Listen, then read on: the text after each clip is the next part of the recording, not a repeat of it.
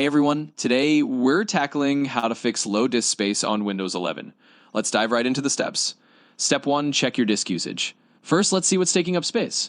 Click on the Start menu, the Windows icon at the bottom of your screen, then type Storage Settings and press Enter.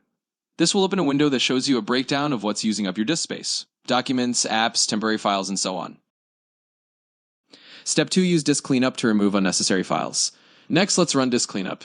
Click on the Start menu again. In the search bar, type Disk Cleanup, and you'll see the Disk Cleanup app appear in the results. Click on it.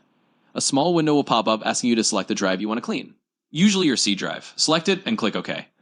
Disk Cleanup will calculate how much space you can free. Once it's done, you'll see a list of file categories you can clean up, like temporary files and recycle bin contents. Check the boxes for the types of files you want to delete, then click OK and confirm. Step 3, uninstall unneeded programs. Now let's get rid of apps you don't use. Click on the Start menu, go to Settings, the gear icon. In Settings, go to Apps, then click on Installed Apps. You'll see a list of all installed programs. Find programs you don't need anymore, click on them and hit Uninstall. Follow the prompts to remove them. Step 4, delete large files manually. Open File Explorer and click on this BC. In the search bar on the top right, type size gigantic and press Enter.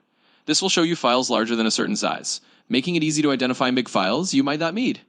Review these files and delete anything you don't need anymore by clicking and selecting Delete. Step 5, enable a storage sense. Finally, you can automate some cleanup by turning on Storage Sense. Go back to your settings, and under System, click on Storage.